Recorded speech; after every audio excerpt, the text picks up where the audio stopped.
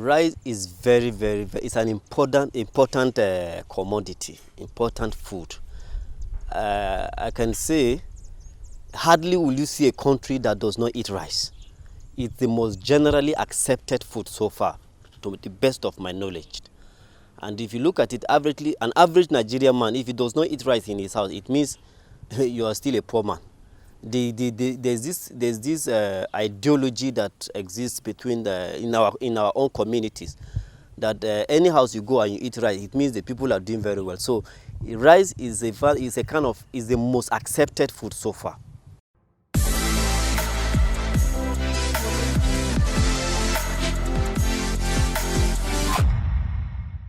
Farming has actually been part of me. I grew up as a farmer. My father is a farmer. So we grew up together, and we've been into farming actually. Specifically, our major farm has been into rice. So, and been into rice farming then, that was around 95, 96. We farm a lot of rice actually. And then we discovered people use mortar to peel rice before they will eat. And so my dad now, traveled to Kano and gave these Indian machines who just milled. And then we started there gradually. So I've been into it from there. We farm and then we mill this rice, we sell it in the market. And I grew up with it. At a point when I went to school, I suspended it for a while. And so done with school now, back to the business again, since it has been part of my life. Yes, we got small support from the government. That was when we were planning to expand the factory. Actually, we existed we used just a single miller. But in this present condition that we have a miller, distoner, polisher, a big, then we are milling just a capacity of 500 tons in a day. But today we're milling 500 kg in a day. But now we're milling about 24 tons in a day. That's a bigger capacity. We expanded our factory in the year 2016. And with the support we had from the government, though little support, and we appreciate the government for that, we've been able to get these machines from China, and then some being fabricated here in Nigeria, like the parboiling system. So we'll be able to gather from our own savings too. I used to work as an engineer with StarTime Nigeria Limited. As I told you, as a professional, I'm a physicist, specifically applied geophysics. So I worked, saved little savings and other things like that. We're able to, with the government support, we're able to, gather and then get the machines we have now on ground. And as it stands now, I can tell you, we can produce up to 24 tons per day. That's the capacity of our machinery, and we have a lot of staff now. Unlike before, that is a one-man business. Now it's actually a company. In terms of land, you see, the truth is that the rice we are farming is not sufficient. It can't serve us. We are actually farming below the standard of our production. What we do most at times is to do a little bit of partnership with farmers. And the challenge we also have is funds. Any farmers you're meeting for partnership, for you to get product from him, because if you're giving an incentive to farmers for him to sell for you, you need to monitor the way he processes his rice, because processing the rice is very, very important in terms of farming and other things. You need to monitor the way he processes that farm so that it will give you a very good quality. So what we have now is about, I think we have up to 10 hectares that we're actually farming, though it's not even sufficient for us. But we also as well partner with other farmers to buy their product, and then we go to the market too to buy product, even though at times you face these challenges of not getting the right seed you may want. But you have no choice, because you have people who are on your neck looking forward to your products. So for now, we have up to 10 hectares we are actually farming, which we are also looking forward. By the time we have more funds, we will increase the capacity of our production, of our farming system. When we started with just a hectare. I don't know, it's up to a hectare itself. and then we use basically we use our own labor to actually farm on the rice. We use our tools to farm on our farmland. We don't have machineries then, so we in fact it's more of human labor. But as times goes on, when we are, as we upgrade on, we are able to get a bigger hectare. And today we are using machineries in terms of we hired tractors, even though they are not ours. We hire tractors, and then we are looking forward to also getting harvesters that will also improve the quality of our rice, so that we don't get so much of impurity too much in the rice. So basically it has been so wonderful, though not really easy, but it's worth doing. It's worth doing. Left for me, I would always advise the government to be more, let funds be given more to the farmer than even to the processors. That's company who process this product, because farmers need this money more than even company who are processing the product.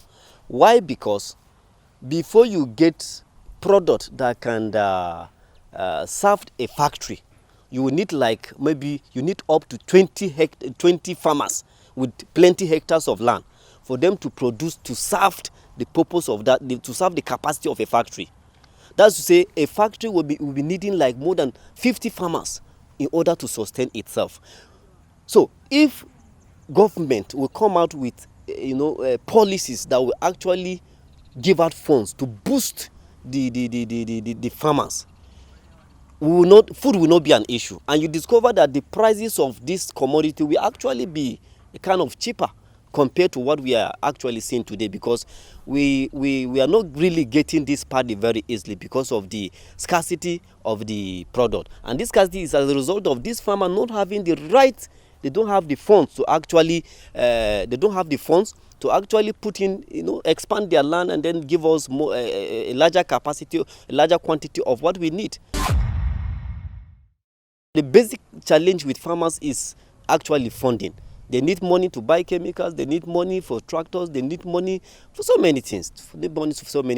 So generally, farming needs money. If you don't impute so much funds into farming, basically forget about it. So farmers need these funds seriously in order to actually increase the capacity of their production. And that is the only way that factory can be sustained. A lot of impact. Number one, you see, what we are experiencing today, you're walking on the street, you see a wealthy young man will just walk up to you and say, please, I'm hungry, I need money to eat. You see a lot of beggars everywhere, and it's actually crazy. It's actually crazy. Because so many of them who are not really doing anything, who are not privileged to actually acquire the modern education, you discover that they lack nothing. And so, if you don't have anything doing, where will you even get the money to buy the food? Well, the food are even expensive. But if we have bulk of these foods on ground now, then the prices goes down. It become acceptable. Even the common man can actually acquire it and then eat. And then you discover there will be no hunger. There will be food security in the land. So there will be no more crying of hunger. Nobody, even the rate of armed robbery, it will be over. So when you talk about it, it will actually boost our economy. If we can be producing rice now to a point that we are exporting rice, we're boosting our economy, of course. And there is no economy that runs without money. When we talk about the running of the economy, is the money we're talking about. So when you have so much money running in the system, it boosts your economy. So basically, if we have these funds released to the farmers and then production is taking place and we are able to sell our product to a point of exporting our product, you discover that there will be fund in the system and our economy can be improved through that. We have actually created a lot of jobs for this community, especially. I told you initially we started as a one-man business, but today we are being registered with the government as a company known as Majosa Rice Mill. Now, we started as a one-man business, but today we have up to 15 staffs.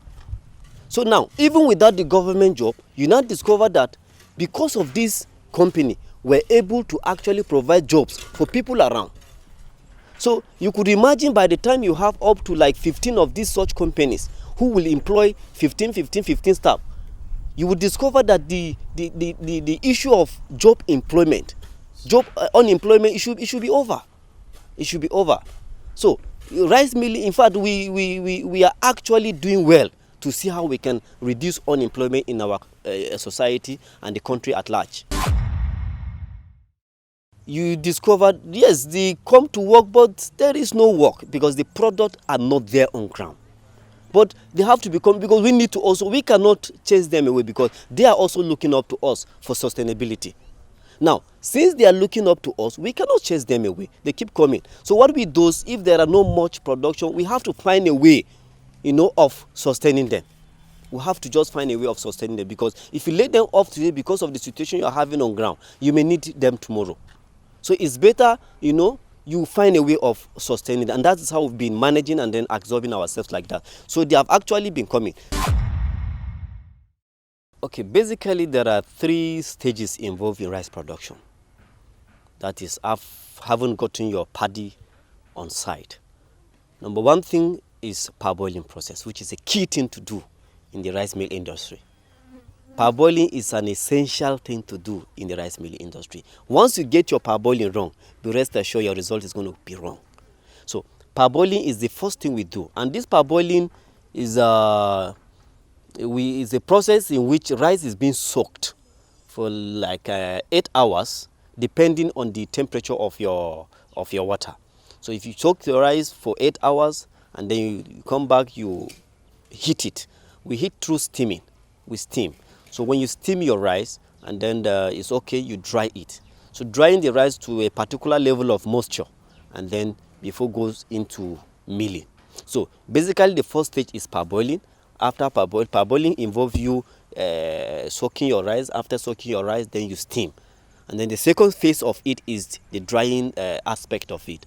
You dry it either on the sun, or we also have a dryer inside that we use. So you dry it to a particular moisture. Mostly we dry it like the meter we're using. We dry it to about 11, 12 moisture level. Then after that, we allow the rice to calm down for some hours, and then we go into milling, which is the last phase, milling and then bagging. So generally, that's the summary of the whole process involved in the rice milling industry.